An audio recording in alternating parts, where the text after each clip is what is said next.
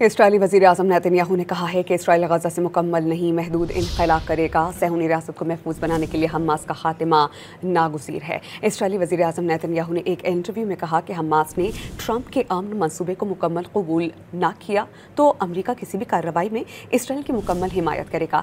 سلامتی یقینی بنانے کے لیے کسی بھی اقدام سے گریز نہیں کریں گے۔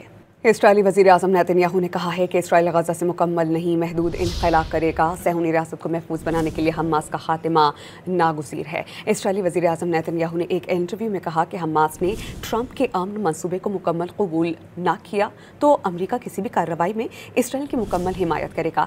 سلامتی یقینی بنانے کے لیے کسی بھی اقدام سے گریز نہیں کریں گے۔